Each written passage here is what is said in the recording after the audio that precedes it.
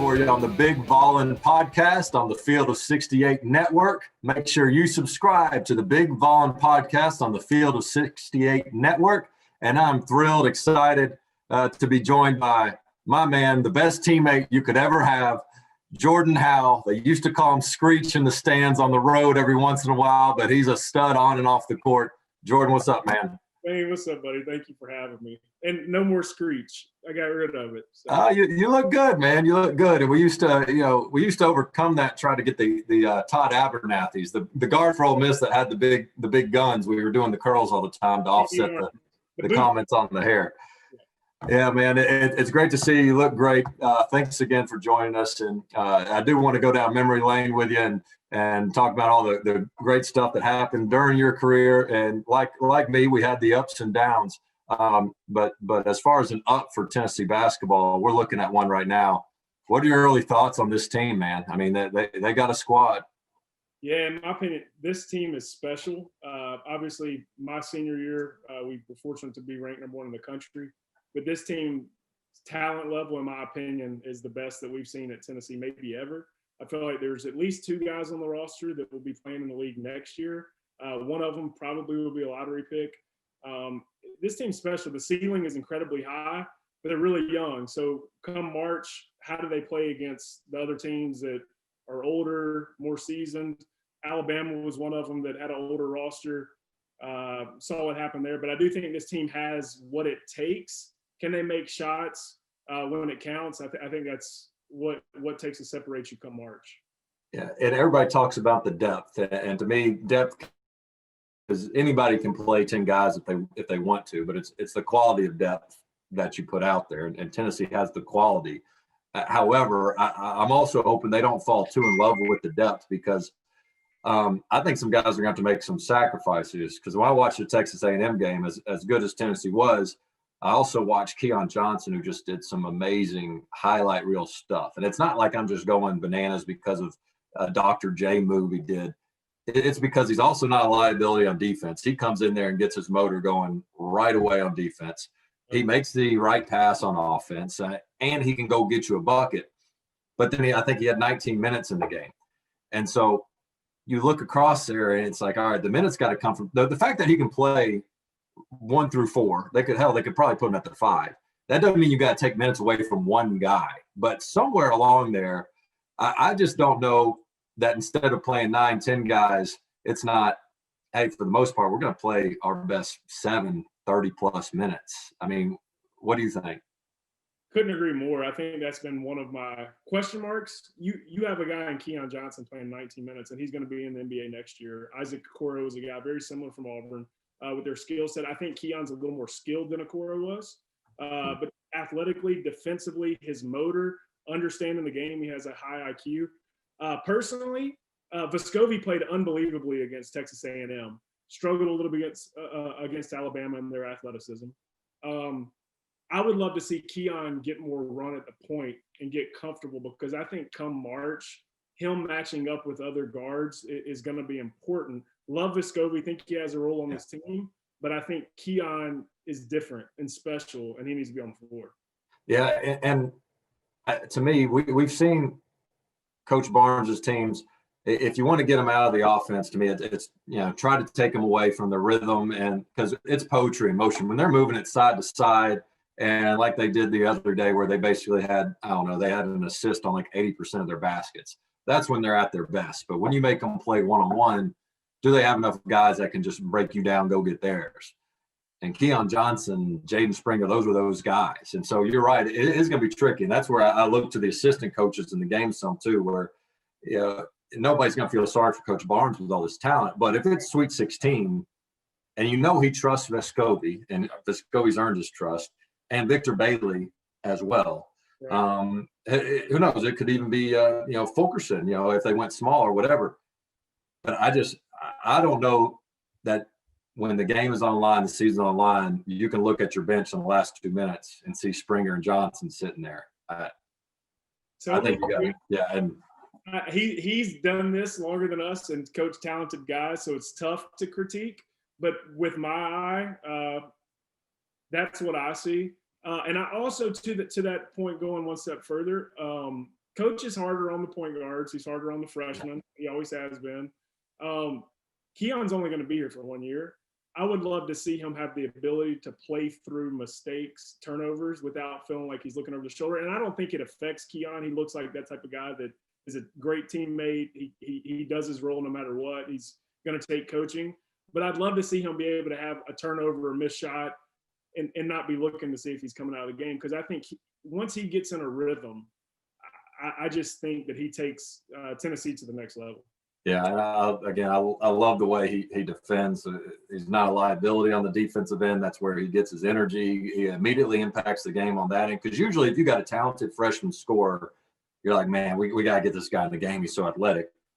But you're going to be worse defensively because he just doesn't have the discipline, or the motor there. But Keon Johnson and Jaden Springer both have it. And I think it's been a tremendous luxury for Coach Barnes to be able to bring those guys along slowly. I don't think they need to be humbled necessarily because they already had the right attitude coming to Tennessee, knowing that, it's not about them and all that. But just being able to not be thrown in the mix from day one and say, all right, we got to have you scoring, 20 points if we got a chance for the tournament. Like an Anthony Edwards at Georgia last year. That he's playing with a young team and they're saying, go carry us to the promised land. And it just doesn't work that much. But you played on some great teams. You mentioned the team that became number one in the country in 2008.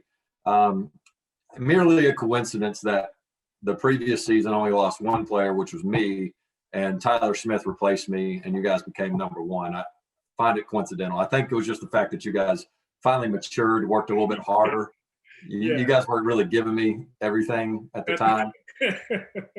But, I'm so jealous of you guys because that me being from Memphis. But describe to us what that number one versus number two, just historic Super Bowl atmosphere was like. It for me, other than Chris hitting the shot against Winthrop to get us past the first round, your junior year, my sophomore year, that was the highlight of my career playing against Memphis in that setting. Playing against Derrick Rose, who we all knew was going to be the number one pick in the draft. Playing against Calipari, Bruce Pearl, that rivalry that kind of continues to this day. That was special. We had ESPN Game Day. They just started doing Game Day, I want to say that year or the year before, for basketball. So it was just special. All of Bill Street was going nuts. We obviously went to your brother's wedding there and know how fun Bill Street and everything can be. So it was just crazy.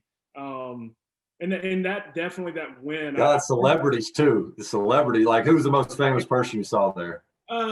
Priscilla Presley. Yeah. For Memphis, for Tennessee. I mean, Peyton was there, Timberlake. The thing that I remember most, and you obviously know Coach Pearl's pregame speeches and how they could get you to feel like you can do something that you never thought you could do. I remember him saying before the game, his speech was something along the lines, I'm not sure if we're the best team in the country. But what I do know is in 40 minutes, we're going to be the number one team in the country. And we all just jumped up and ran out there. And it just, you feel like your heart's coming out of your chest. And it was, just an out-of-body experience. Everybody's playing nuts. J.P. Prince, a Memphis boy, played unbelievable that game. Tyler Smith played unbelievable, hit the shot late to put us up to win it. And then Jawan and Chris did what they do. And it was special. But, it's funny. And that's awesome. I'll go back to the X's and O's part of it, though. Because I remember specifically it was, at halftime, y'all's game plan wasn't necessarily working because Memphis was hitting their threes. Right. You recall what was said at halftime? Like, yeah, it was because Coach Shea had the scout, and all I remember him telling me later was like, "Hey, we're going to play the averages." Yeah, for sure. We didn't change our game plan. We're going to let them continue to shoot. And I forget everybody that was on their team: Robert Dozier, Chris Douglas Roberts, Derrick Rose, Antonio Anderson might have been on there. He was the other guard on the team. Yeah. And was Dorsey? Yeah, Dorsey may have. I don't know if he was still there or not, but yeah. But anyway, it was we're gonna crowd the paint. Derrick Rose, anytime he puts on the floor, we're gonna have a hand in there trying to swipe at him, and they're gonna have to hit outside shots. And you're right, at half they were shooting probably like 50-something% from three or something. But it was like we're gonna continue what we're doing, and I think the strategy obviously worked. But it was still a close game at half, but they were hitting their shots, and Bruce every game, and I think to this day, you can see he has a plan around their scouts. We saw it multiple times. Anytime we'd go against a superstar that could beat you single-handedly, he tried to figure out a way to work the officials and drop a play to get him in early foul trouble. Put him on the bench. He's like, they can beat us when he's on the floor, but they can't beat him when he's on the bench. So I'm going to put him on the bench. And he would figure out a way creatively, and he does it all the time. And just that game specifically, it was they're going to have to beat us from three. Yeah, I mean, it takes great discipline on the coaching staff to be like, look, don't panic. I know it's not working, but there's no way they're going to keep shooting like this in the second half. And it worked. But, you know, you mentioned that. I think a lot of people maybe underestimate or undervalue Bruce's X's and O's and the staff that we have. I mean, that staff is ridiculous. Jason Shea, now the head coach at East Tennessee State.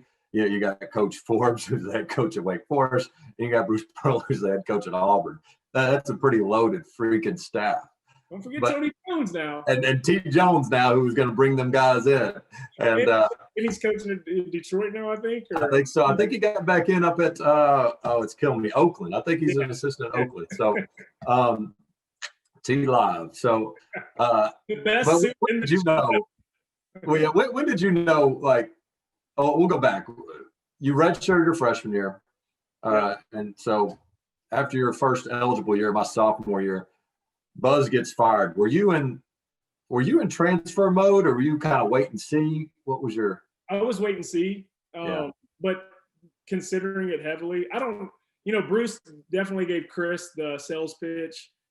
We talked. I don't think he was like dying either way. Bruce was going to be okay, but I did have some interest from other schools. I had previously signed with Georgia coming out of high school, and the coaches got let go, and I got my release from my scholarship there. Texas, did Barnes recruit you individually? He did, yeah. It's a funny story, actually. He won't remember it. I think Frank Haith was on the staff there. I was set up for an official visit.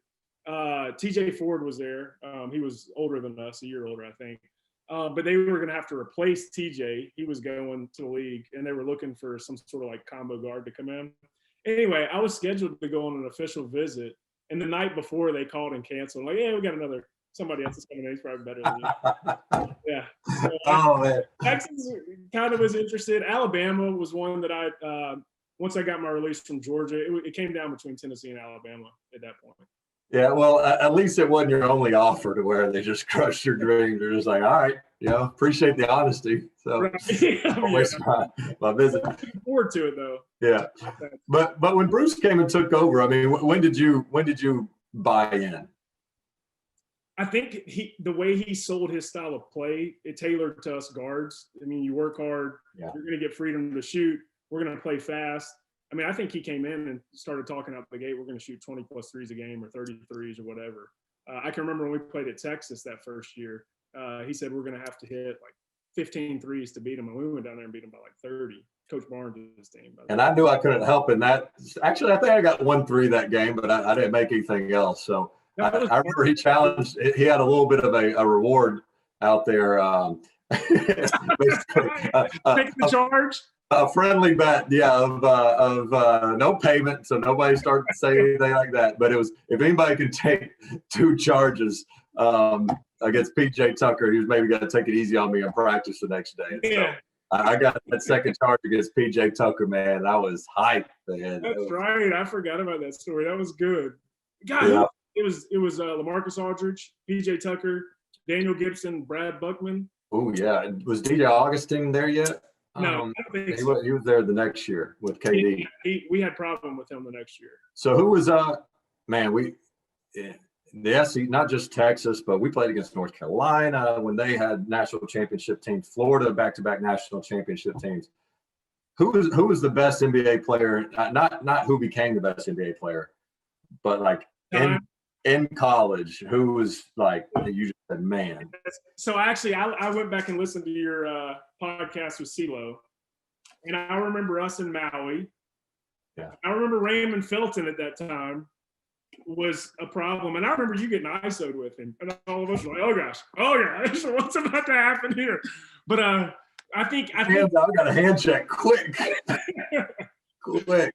I think like just from he was older than us. We knew what he was coming out of high school. We weren't at that level yet, or just adjusting to the college game. I think playing against him and guarding him and that team, I think Raymond at the time was he was a problem. Yeah. And you know what's funny on that too? You might remember this. I did something in the first game to my second toe where I jammed it and it was like infected. I'm talking, it looked like an apple at the end of my toe. And it sounds weak, like, coach, I don't know if I can go. I got a toe injury, but I could barely walk. And so before the game of North Carolina, they take me in the back. And it's like behind the curtain. It felt like a little Varsity Blues scene. And they like stick a needle in there and get it numb. And they're like, all right, this might last about a half. And I'm like, all right, it feels great right now. We'll see. And then right at the end of the half, I feel it wearing off, and it's wearing off quick. And I get called on a switch.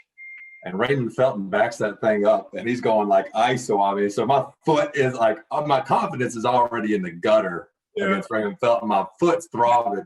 And he gives me one of these hezzies like that. I just reached out real quick and got it, got the foul. They're like, move your feet. Game play. I'm like, to hell with y'all. I'm about to get freaking murdered out here. Yeah. So that Raymond Felton, that game was one for me. Chris went off for 20. Yep. That's when we realized this kid's special. It's not just a practice fluke. From me, I was a backup shooting guard then. Chris was starting. I was coming off the bench as a shooting guard. And I thought I was balling. I went 2 for 4 that game as a freshman against North Carolina in Maui. And I'm like, this is about to be it, my career. And there were ups and downs all throughout. But going back to your question, when did I know that we were going to be special with Coach Pearl? I think it was after we beat Texas. I think we all believed at that point, like we're not a fluke. We are pretty good. And I think we all believed in ourselves and what Coach Pearl was doing at that point. And, just seeing plays work. Coach Shea will tell you one of his favorite stories was at Texas. We drew up a play. We later would call it face. And when they were overplaying the point guard, and I was up there with CJ or yourself, whoever it was, but in this case it was CJ, and it was kind of a 2-point guard lineup there. And if they overplayed the reverse pass, face was just a basically cleared out back cut, and I just like a quarterback throwing it over the shoulder when the defender's not looking. And we drew it up in the huddle, and it worked right away. And I came back to the bench. I was like, Shay, you're the man. He's like, what are you talking about? I was like, no offense to everybody else, but past couple of years, we've been running a lot of plays. Just none of them ever really worked. Like to see it like work live in action, like we're on to something, man. This is special. It's unbelievable. I think when Coach Pearl went to Auburn, I was wondering, can he do it without Shea Forbes? And I've seen him. It's like they've obviously been in film sessions and see the game very similarly. Some of the stuff because they'll do a lot of ball screens where they slip. They know they're going to overplay it or they're going to jump out and double. And we did it all the time with yourself. And it's special how they could run those offenses and game plan for the defenses. It's next level. You know what? I remember this too. We were playing Georgia one time, and face was like my favorite play because every time I could, and Bruce was great.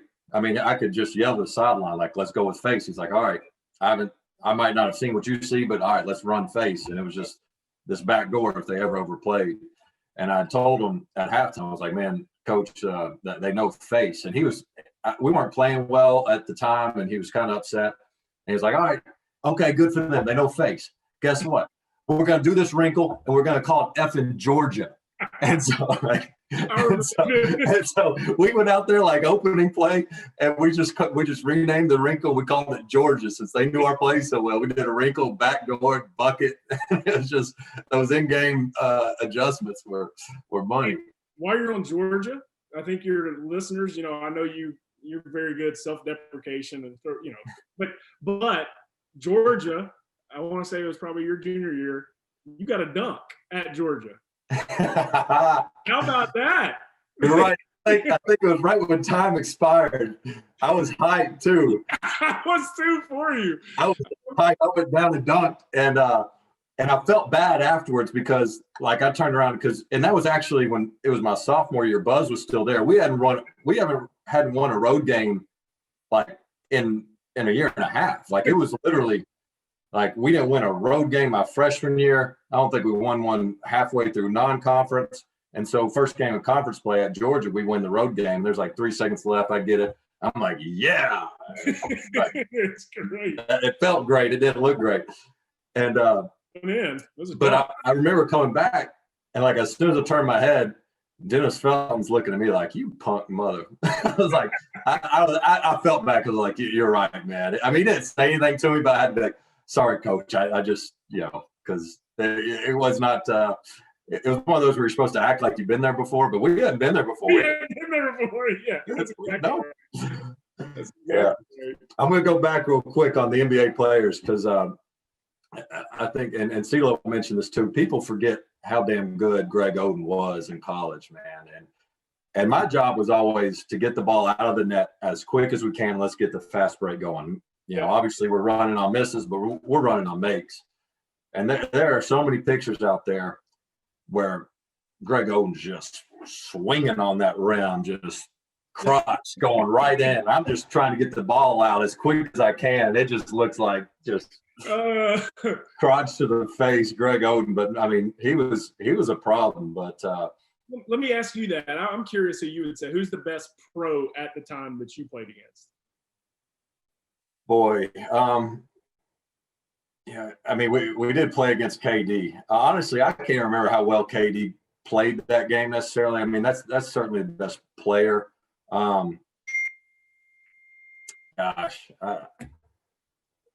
would probably go, I mean, Rashad McCants was giving people the business at North Carolina. I mean, I think he was I can't remember if he or Sean May won the Final Four MOP, but I tell you what, though, as much as a rival Florida was, like personnel-wise, I loved everything about that team. Yeah, everything. The point guards, the Joakim Noah and Horford, the passing bigs, they were so good at that stuff, and Lee Humphrey knocking it down from deep over and over again. So it'd be hard for me to just go outside of the Kevin Durant, Rashad McCants, but in terms of just that whole team package, Florida was the real deal, which I'm thankful for because that was some of our best memories. Everybody likes to talk about when we won against Florida, against my junior year, Bruce's, when they were about to be number one in the country, Bruce's first year. But I'll never forget. I forget what we even called it. It was a chase down or hawk 'em down or something. But Corey Brewer's going down. Chris got the steal, but I always look at you. You were the one creeping behind that made Corey Brewer give it up, that caused it, and got me a game-winning layup, man. So thank you. Funny story on that. CJ fouled out Watson. He fouled out with probably 3.5 minutes to go. And so this is now my retro.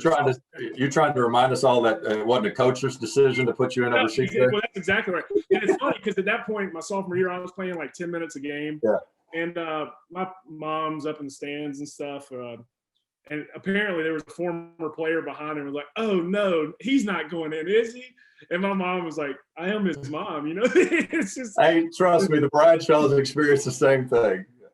It's so funny just thinking back on it, like the good times. That win was something. I think that one too. We realized in the SEC we were a problem. We went 3-1 against that team. Ended up winning 2 national championships. Yeah. I really, no pun intended on, don't remember. I'm going to ask you your best night on the strip in Knoxville, because for me, I was always, and you were like me, we were overly hard on ourselves. It's one of my biggest regrets. But to me, like the only way I was going to go out and even show my face in public, like 3 things basically had to happen. We had to win.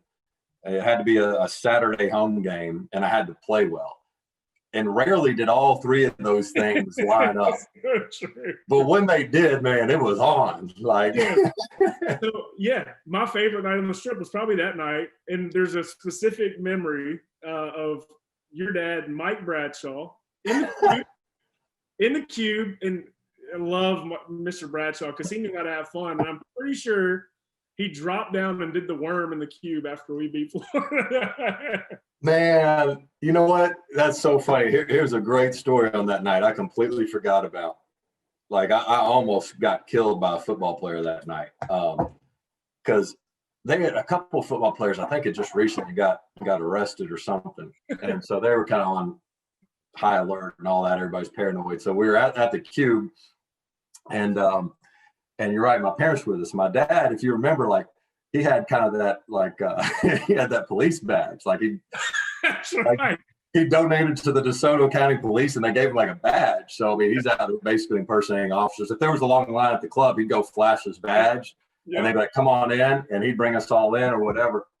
And so when the club shut down, everybody, football players, all hanging out in the parking lot outside the Cube, and nobody's really doing anything wrong, but it's after hours. And so I was like, "Dad," and they didn't know he was my dad. So I was like, "Dad, go mess with him. Go show your badge." And so he goes up and he shows his badge, like, oh, no problem, Mr. Officer. No problem, Mr. Officer. We're good. We're good. And I came up from behind. I was just joking. I was like, man, F this dude. Let's whoop him. And I jump on my dad's back. And man, I forget which one. I don't know if it was who was it? It might have been like D-Block or somebody, one of the big linemen, Omar Gaither, one of them dudes grabbed me and threw me to the concrete so quick to protect this fake officer. I mean, I could have busted my head open and just because we're Yes, I do remember this. And back then, they were like, if you trick somebody, remember they would say like, you juice the beans out of them. Yeah. And like we were at that was and I remember Monday morning or Monday lunch at Gibbs, and all the football players were like, damn, Dane, you got us good, man. We were spooked. I thought I was going to be on Sports Center. We were getting arrested. But, they and it always had to be, for me, it was tough for us to get out when it was the road game because we get back so late. But speaking of the road, give me your top road win outside of the Memphis game. It was probably Florida your junior year. Yeah, that clinched the SEC East. That was Pat Summitt was down there. That's right. You still in the spin. Yeah, the steal and the spin. That was. I was.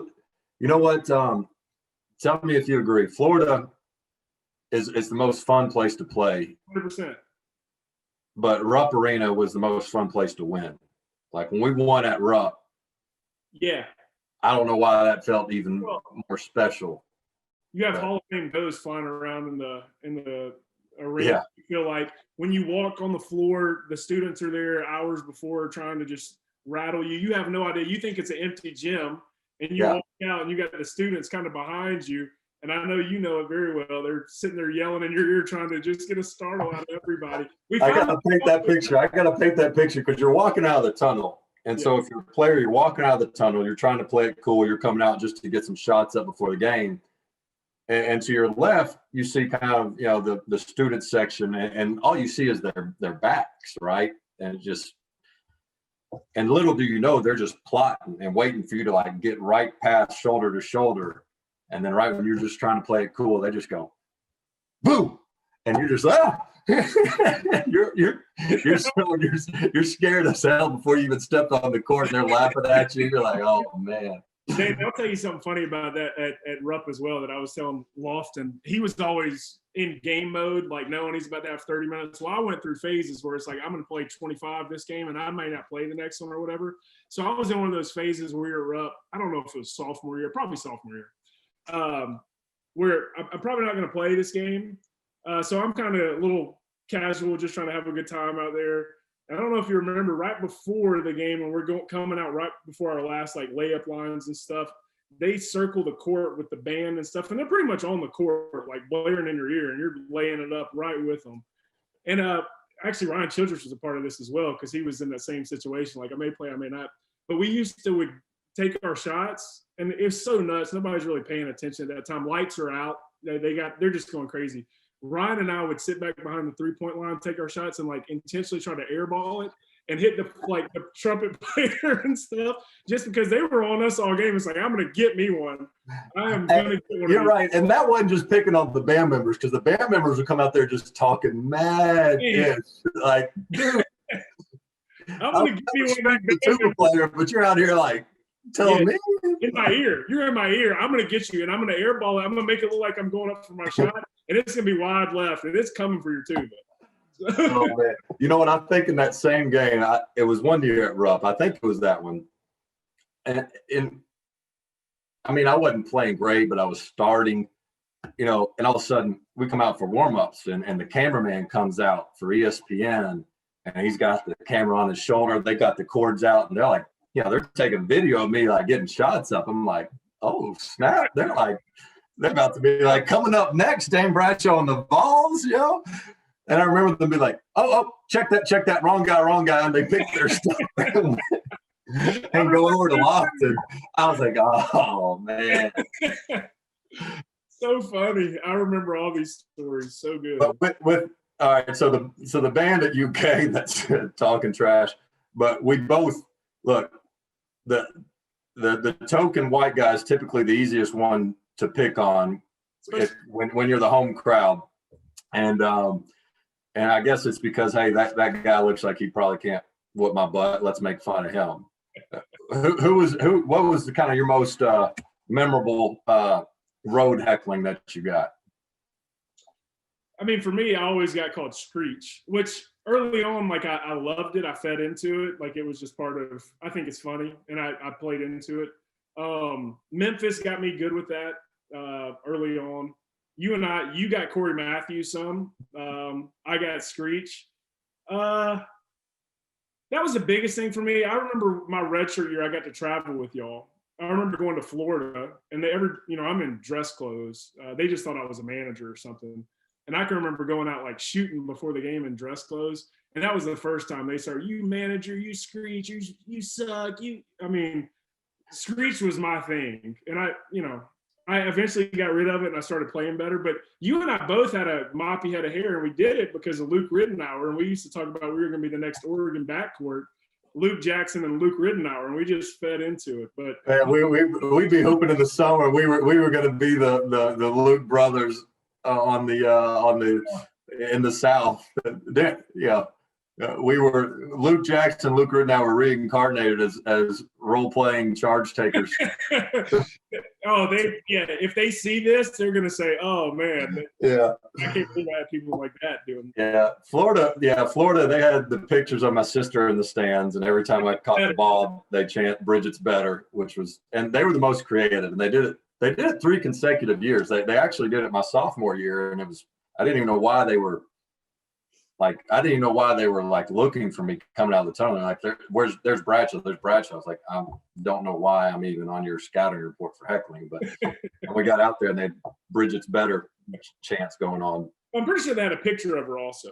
Yeah, they did. But you know what's funny is nowadays, like the stuff I heard, like dudes would get expelled for it. Like LSU chanted Bradshaw's gay throughout the entire second half. At Memphis, they said that I was the star in Brokeback Mountain where 2 dudes are kissing at the end. Like if I really wanted to get somebody in trouble, I could take video of that, find out where they're working, and be like, fire this guy for no doubt. Do you remember, I don't know if it was at Florida. I think it was Florida. Brandon Crump was on the team. And they figured out what room he was in or something, fans the night before. And came or banging on the door, put some note up under the piece of paper telling him how soft he was, how much he sucked. I think it was Florida. Oh man, yeah, I didn't remember that one. That was, who knows, might have been intentional. I had my brother once.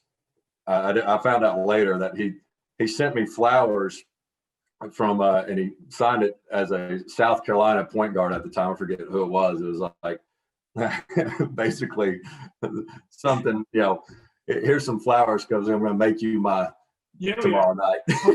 I was like, Dane, I will share with you a story. You're talking about heckling and that Alabama. So I was an in-state kid at Alabama. I looked at them very hard. As a matter of fact, I told Mark Godfrey, I was like, I'm probably coming here, but I want to take one more visit to Tennessee. Anyway, during that time, we had our state tournament. I had a good senior season. I was getting letters from in-state fans about come to our school, all this. Well, I got one from what I thought was a little girl that was going through. She was really sick, and she drew a picture of me playing for Alabama, and it was all cute and super sweet. I wrote a letter back, whatever. Well, then I think it was my junior year, this dude, this is a fraternity guy at Alabama, he comes up to me and was like, hey, you remember that letter from Hillary or whatever? Well, I'm Hillary, and I'm glad you didn't come to Alabama. Yes. No way. I promise, Dane. I promise. This dude posed as a sick child asking you to come to Alabama. I'm Hillary. I'm glad you didn't come to Alabama. Oh, man. I'm glad he didn't go to Alabama, too, after that story. Man. That's wild. I didn't know that. Yep, that happened. Well, we had our ups and downs, man. It was and really we didn't really have to go on the road to get heckled. Our first couple of years we could just stay at home, and there was plenty of heckling there. Sure. We didn't have much success, and it was we did our best, but man, it was tough sledding. Bruce comes in, changes things around. We're just, I think you feel the same. Just fortunate that we had the timing of that, because and grateful to Buzz and Ferg and all those others that recruited us, but. I hate it for the guys that missed out on that by 1 year, but we had that success. But I mean, I've enjoyed this podcast because it's forced me to get on the phone and Zoom with guys like you and go down this. I keep overusing memory lane, but the wins were awesome. But I mean, these are some of the stories that it's the funny stuff. It's all right. Remember how bad you got dunked on talking about me, Kalina Azubuike. And speaking of which, give me your humble pie. What's like the worst play that happened to you? I got to get to that. It's so funny. Chris Lofton makes me share it every time we're together, and he thinks it's great. I don't know why friends like try to revel in their friends' humiliation, but it was my freshman year, so Buzz's last year. I had played some early in the season, hadn't played, and there was a stretch where I hadn't played for probably 5 games. We're playing Kentucky at home, Patrick Sparks and Rondo's first year, and I'm thinking there's no way I'm playing. It's like 6 minutes to go in the game. It's a close game. Hadn't played in 4 games, whatever. Somehow or another, it's like, Jordan, get in there. I'm like, all right. So I check in the game. Eye of the Tiger, Jordan. Yeah. Kentucky ESPN game, hadn't played, get in there. And I remember, all right, CJ Watson, point guard, dribbles in, Rondo was on me, dribbles in, like draws Rondo, he kicks it to me in the corner, I was on the left baseline, air ball. We go down, other end of the floor, I don't know if we got a stop or they scored, came down to the other end, I ran the left wing, same exact thing, dribbles in, pitch, Rondo closes out late, back-to-back air balls, the horn blows, and I find my way back to the bench. It's like, oh, man. I had people, like, messaging me, like, I'm praying for you. It's going to be okay. It's all right. It's okay. Oh, and every time we're together, Chris makes me, hey, do you remember that time you shot 2 air balls back-to-back versus Kentucky as a freshman? Oh, man. I'll have to thank Chris because I don't remember that at all. But I've been there too. It was like it sucks because you go back and you check your phone. You're like, great, I got people. Maybe not many people were watching. And it's like praying for you, man. Like, yeah. And then it's like I was in the game for literally a minute and 25 seconds. That happened to me at home against Florida. CJ came and kicked to me, and I actually played pretty decent in the first half. It was under Buzz. We're playing Matt Walsh, Anthony Robertson. CJ come down and kick, and there's like 4 seconds left, so that's a pretty safe time to let it rip. I let it fly, and it was going straight. You know that when you're like holding that follow through and it looks good, and you have no idea it's 3 feet long until you airball that son of a bitch. And I was like, oh, let me put that follow through back down. Matt Walsh picks it up, takes 2 dribbles, hits a half-court shot at halftime because of my air ball. And we're jogging in the locker room. And CJ never even says anything. He's like, if I'm going to pass it to you, don't shoot a damn air ball. I'm like, good God. And then I get in the locker room. The first thing it says is, well, we'd have momentum if you weren't shooting a freaking air ball, Buzz is saying. Like, and Coach Conroy's coming up to me. He's like, hey, man, don't worry about it. You played a really good half. I'm like, yeah, I'll try to put it behind me. Don't really have a great support staff right now. But the timely air balls. But again, it's the memories and it's the friendship and keeping up with these guys. And I know, you would share with me if you don't care sharing, but it's, as I joked, it's the support staff and the friendship. But you've had a tough loss in your life in the past year as your mom passed away. Beautiful, wonderful woman.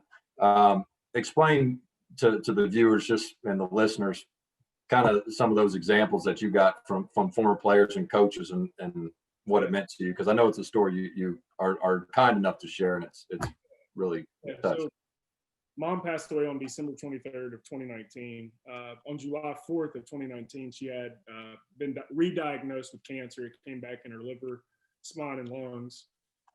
She was by herself in Auburn, Alabama, which is where I grew up.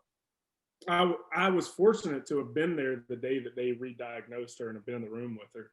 And obviously, you can imagine the doctor essentially said it's terminal, and this is what it looks like. So I live in Nashville, but I was like, I'm going to go be there alongside my mom. And you had found out, I don't know if you found out from Chris or who, but through that time, yourself, Stephen Pearl, who's on staff at Auburn, and what I'll say about all these brothers, they were there to put their arm around me. Stephen would even come over to my mom's house after practice, and he would take her flowers or bring her dinner and stuff. And it's just the brotherhood that we created. But I'll fast forward now. She passed on December 23rd. I was in the room with her by myself.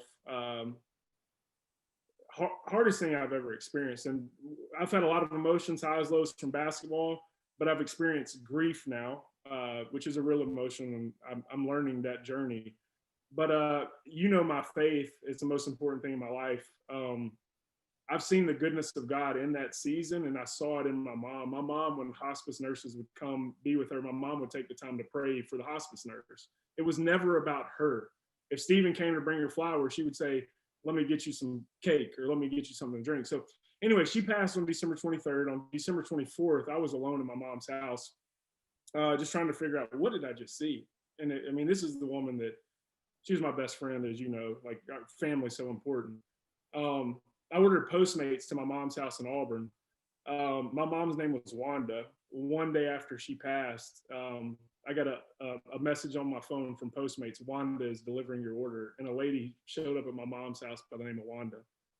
And it's crazy. It's continued to happen. Just little, what I call God winks have happened to me over the last year, where Wanda, I've met other Wandas. I was 34 at the time, and I probably met 2 other Wandas at that time. But anyway, let me go to her funeral. Chris Lofton was there. Stephen Pearl was there. Bruce Pearl was there. I know you and I had dinner a couple of weeks later, and it's been special to see the friendships, the brothers. I'll say these have been my brothers that have walked through this journey with me. And it all happens because of the bonds that we've created along the years, being there through the highs and lows. And I don't think you experience that except in a sporting environment, to where you can get in the trenches with somebody. But it was just special having Coach Pearl there, and he's tried everything he can to help me in business or whatever, because I think you've seen it in your career. You've been incredibly successful. You try your best to do the right things. You work hard. You treat people well, and it comes back around. And I've seen all of that, and I've seen the goodness of God in the hardest times.